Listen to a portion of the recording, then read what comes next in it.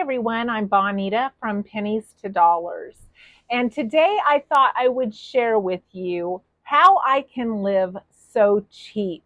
Now, everybody chooses to live different ways, and everybody determines what's important in their life and what they can do without. And I've done without a lot of things during my life, but none of those things were important to me. I wasn't raised with them. I wasn't used to having them, and I never felt deprived because I didn't have them. I've always lived in the country, and living in the country, I think in the area that I'm in, I've gotten used to living maybe a little bit more backwards, I guess, for a better word, than a lot of people would live today or would say is even maybe acceptable. People might say, my gosh, I wouldn't go without those things. And that's totally your choice. But I'm also going to be able to retire early. And that has been a big goal for me. And that is my choice. So, by going without some of these things that other people use every day, I've been able to save money so I can retire early.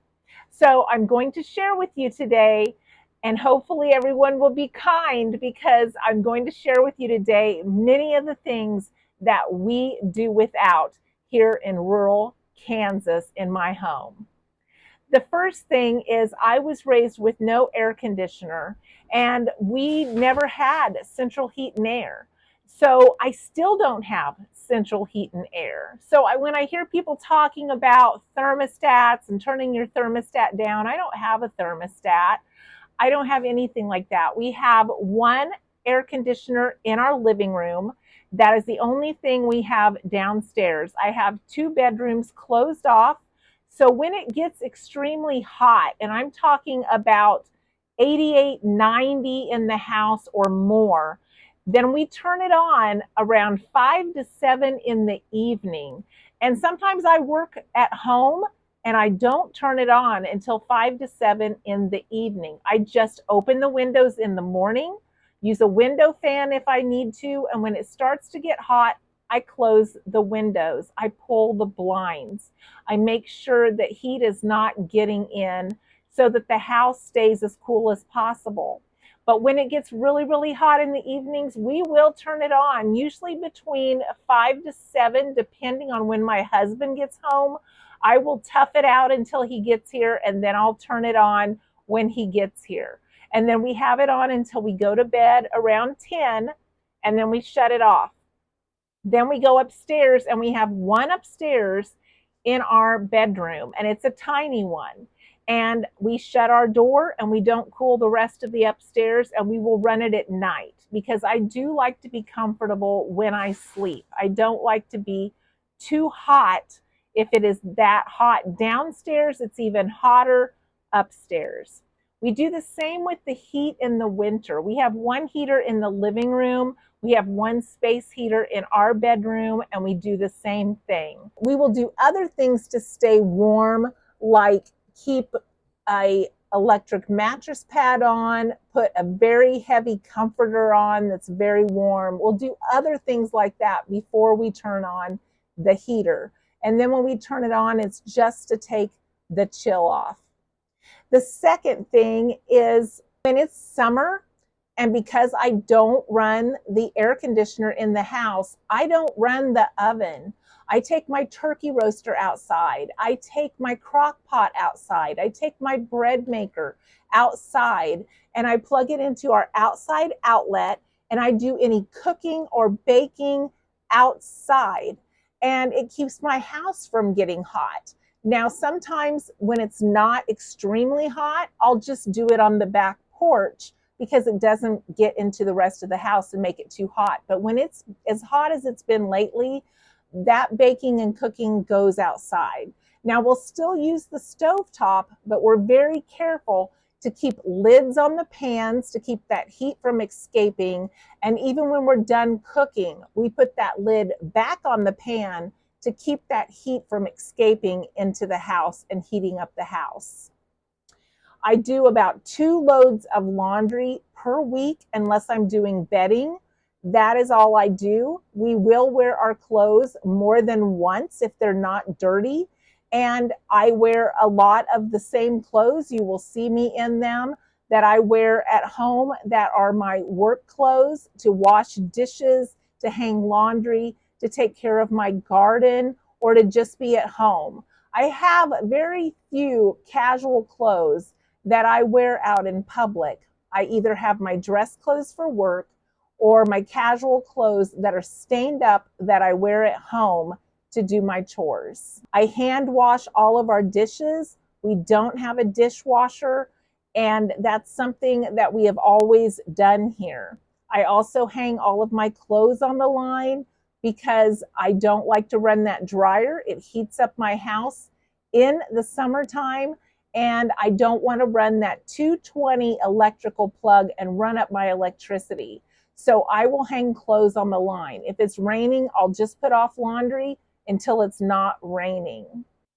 I live in an old house. It was built in 1907. It still has the original drawstring windows. It still has the original window panes, and some of them are starting to rot. It was built on sandstone. And if you've ever seen sandstone, it is a piece of rock that is reddish, and it's kind of like chalk. You can ride on sidewalks with it. I did that when I was a kid when I would find some. We didn't have sidewalk chalk. I used sandstone. And my house was built on this. It doesn't have a foundation. And I live at the bottom of a hill. So over the years, rain would wash down here and end up washing more dirt and stuff under the house until it made that sandstone not stable. And the sandstone was so old that we had to jack up part of our kitchen because it was falling and get the sandstone out, and it just crumbled in your hands like powder. And we had to lay cement there. I still have two rooms. One is my living room, and part of the room is lower than the other part. And part of a bedroom, one corner is lower. And we've had to add cement down there because the sandstone has fallen apart. I do not have an exhaust fan in my bathroom. I do not have an exhaust fan over my stove. I do not have an oven light. I do not have a garbage disposal. And I have limited outlets for electricity because this house was built before electricity. And I have one bedroom that has no outlets at all. I also keep liability only on all of my vehicles, and I keep them paid off. That keeps my insurance low, and I pay very little for my car insurance that way. When my kids all lived at home, we had an older farm truck, and that was the truck that they drove. And I kept liability on that older farm truck. So it didn't matter if they backed into something. It didn't matter if they scraped against something. As long as it wasn't another person's vehicle, that we just ignored it because they all pretty much drove it, and it had a lot of dents and dings throughout them all learning to drive and them backing out of the yard. I don't have an electric stove, which also saves me money. I have a propane gas stove and a propane gas heater. I don't have an ice maker, and I don't have an oven timer. We only have one TV, and it is not a big screen TV. It is just a small TV that's about 32 inches. And I only have one bathroom in this house, and I raised 6 kids with one bathroom. There was usually a line. The little kids had precedence if they couldn't wait, and everybody learned from a young age to go around and ask every member of the family if they needed in the bathroom before they took a shower, because they would get aggravated if they went in and somebody had to knock on the door and had to go to the bathroom. So they would ask everybody as a rule before they got in there.